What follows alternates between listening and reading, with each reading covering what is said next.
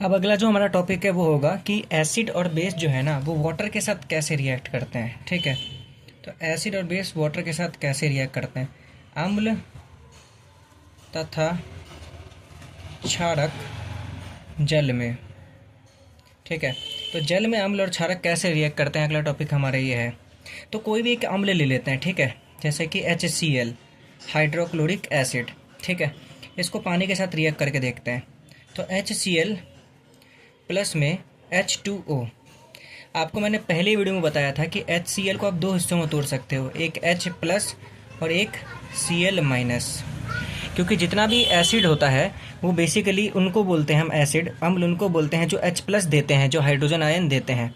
अब आप ध्यान दो, ये जो H प्लस बनाना और ये जो H2O है, बस H2O और H प्लस को जोड़ दो तो यहाँ पे क्या बनेगा, यहाँ पे क्या बनेगा H3O प्लस। समझ गए ना, यहाँ पे H था और यहाँ पे H2 था तो H हो गए 3, तो H3 O का O और ये प्लस, ये जो H पे प्लस है वो प्लस का प्लस, तो H3O प्लस। और जो Cl माइनस बच गया उसको अलग से लिख दो, ये लिख दिया हमने Cl माइनस। ठीक है, तो यही होता है जब एसिड वाटर के साथ रिएक्ट करता है तो H3O प्लस बनता है। और H3O प्लस को क्या बोलते हैं हम, हाइड्रोनियम आयन। याद रखना, इसको बोलते हैं हाइड्रोनियम आयन, हाइड्रोनियम आयन। तो जब भी एक अम्ल जल के साथ अभिक्रिया करता है तो हाइड्रोनियम आयन बनता है। बहुत इंपॉर्टेंट टॉपिक है, पूछा जाता है एग्जाम में। और कई बार हम जब एसिड की डेफिनेशन लिखते हैं, अम्ल की डेफिनेशन लिखते हैं, तब हम बोलते भी यही है कि भाई अम्ल बोलते ही उनको है जो जल के साथ रिएक्ट करके, जो वाटर के साथ रिएक्ट करके अभिक्रिया करके हाइड्रोनियम आयन बनाता हो। क्या बनाता हो, हाइड्रोनियम आयन।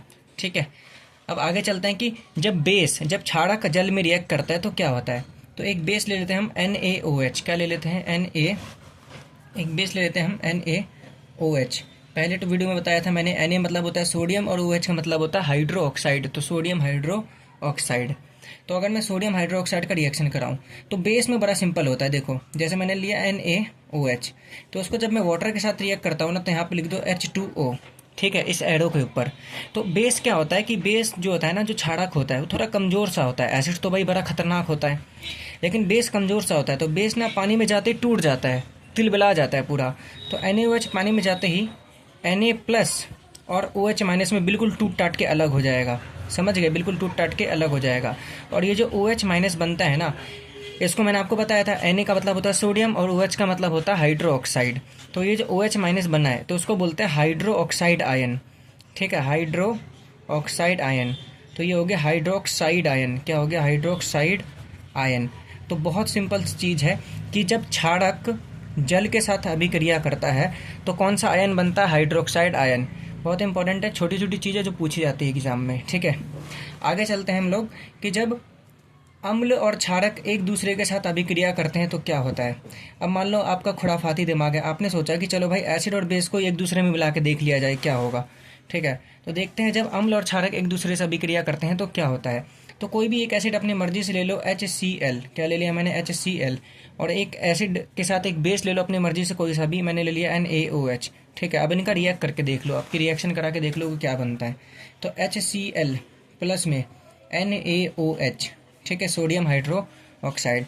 अब ध्यान से देखना, मैंने आपको बताया था कि HCl दो हिस्सों में टूट जाता है, एक टूटता है H प्लस में और एक टूटता है Cl माइनस में।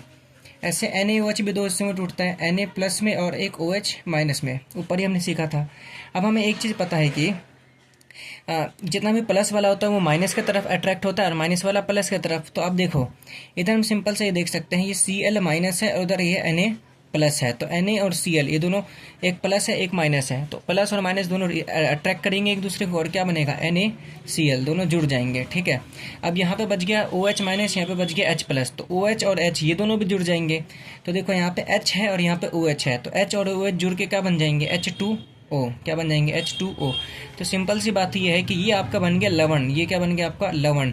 हमारे घर में जो नमक इस्तेमाल होता है ना, उसका फॉर्मूला होता है NaCl। हमारे घर में जो नमक इस्तेमाल होता है वही होता है NaCl, और कुछ नहीं होता। तो थोड़ा बहुत डिस्टर्ब हो गया था, डिस्टर्बेंस के लिए सॉरी। ठीक है, तो यही बात कर रहे थे हम कि H और OH मिलकर बना लेगा H2O, और NaCl जो होता है ये लवण होता है, और हमारे घर में जो नमक इस्तेमाल होता है ना, ये वही होता है और कुछ नहीं होता। ठीक है, तो अब कहने का मतलब क्या है कि ये था मेरा एसिड, अम्ल तो यहाँ पे मैं लिख सकता हूँ अम्ल, प्लस ये था मेरा क्षारक, तो यहाँ पे मैं लिख सकता हूँ प्लस में क्षारक। ठीक है, तो जब अम्ल और क्षारक रिएक्ट किए तो यहाँ पे क्या बना, लवण, क्या बना, लवण, और ये क्या बन गया, जल, और ये क्या बन गया, जल, क्या बन गया, जल। तो जब भी अम्ल और क्षारक एक दूसरे से रिएक्ट करते हैं तो हमेशा लवण और प्लस में जल बनता है। अब देखिए, आपको रट्टा मारने की कोई भी चीज़ ज़रूरत नहीं है, आपको बस कुछ कुछ एग्जाम्पल याद रख लेना है कि एक अम्ल ले लिया HCl, एक क्षारक ले लिया NaOH, और इस तरीके से बस किसी तरह समझ जाना कि इस तरीके से रिएक्शन होता है। तो एग्जाम में अगर आप भूल भी जाओ तो खुद बना के देख सकते हो कि अम्ल और क्षारक अभिक्रिया करते हैं तो क्या बनता है, लवण प्लस में जल। अब एक बात ध्यान देना कि आपको पता है कि एसिड और बेस जो होते हैं वो एक दूसरे के दुश्मन होते हैं, दोनों एक दूसरे को क्या करते हैं, ख़त्म कर देते हैं। सिंपल से बात ये है।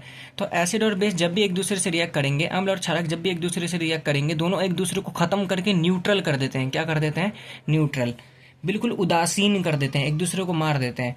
इसलिए अम्ल और क्षारक के बीच में जो अभिक्रिया होती है ना, अम्ल और क्षारक के बीच की जो अभिक्रिया होती है, अम्ल और क्षारक के बीच की जो अभिक्रिया होती है, के बीच की जो अभिक्रिया होती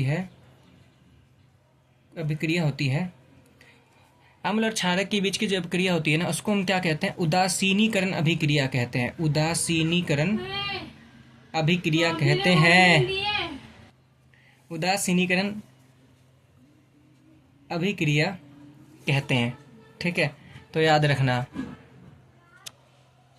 उदासीनीकरण अभिक्रिया को इंग्लिश में बोलते हैं न्यूट्रलाइजेशन रिएक्शन, मतलब न्यूट्रल करने वाला रिएक्शन, न्यूट्रलाइजेशन रिएक्शन, उदासीन करने वाला अभिक्रिया, उदासीनीकरण अभिक्रिया। तो अम्ल क्षारक एक दूसरे को उदासीन कर देते हैं, न्यूट्रल कर देते हैं, इसलिए इस रिएक्शन का नाम ही दे दिया न्यूट्रलाइजेशन रिएक्शन। बाकी का हम आगे के वीडियो में पढ़ेंगे।